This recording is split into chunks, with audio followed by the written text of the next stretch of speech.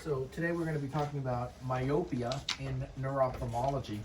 And as you know, myopes have a high minus power, and once you start getting to a number like -6 or above, that's going to be a high myope. And so we have progressive pathologic myopes where the number just keeps getting bigger and bigger, myopia, and that progressive pathologic myopia can cause unexplained vision loss.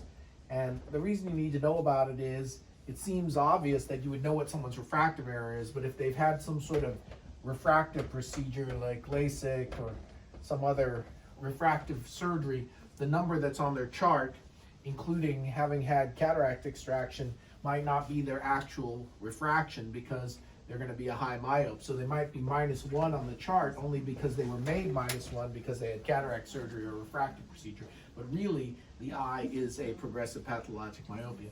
And so on the afferent side, the things we're worried about are progressive thinning of the retina, which of course leads to the usual myopic complications: retinal detachment, Fuchs spot, choroidal neovascular membrane, Brooks membrane breaks.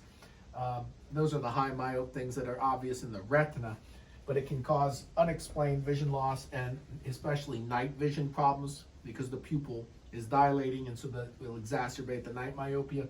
And so on the afferent side, we're really worried about the progressive pathologic myopia causing decreased vision.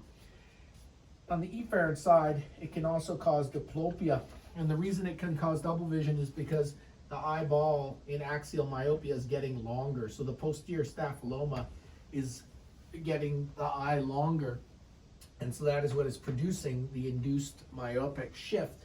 And so one of the things that happens when you have a posterior staphyloma is the eye's not round anymore. So in the orbit, the extraocular muscles are designed for a globe that's round, and once it starts being oval shaped or egg shaped, we might get displacement of the eye superior temporally at the junction between the superior rectus and the lateral rectus muscle. So when the eye is displacing upward superior temporally, that band of connective tissue between the superior and lateral rectus can get stretched or displaced, and that can cause ophthalmoplegia because you have rotation of the muscles, their pulley actions are not aligned in their original orientation, and that we call the heavy eye syndrome. So a high myope can get a esotropia or a hypotropia from heavy eye syndrome because the eye's too big, it gets heavy, and it displaces outside of its normal axis of rotation, and that produces the efferent presentation. In addition, the fundus might look very blonde looking and very light, and there might be a myopic crescent. A tilted anomalous hypoplastic disc is often seen in myopes, and myopes are more prone to develop glaucomatous type cupping and glaucomatous visual field defects. So myopia is a risk factor for that. So you should know a little bit about myopia and neuro-op, both on the afferent and efferent side. You cannot rely upon the refraction that's listed on their chart because they might have had a refractive procedure or a cataract extraction with intraocular lens. You should worry about progressive pathologic myopia causing progressive unexplained vision loss from the posterior staphyloma and all the retinal complications that occur from thinning of the retina. And there are efferent complications related to myopia, the worst being myopic esotropia.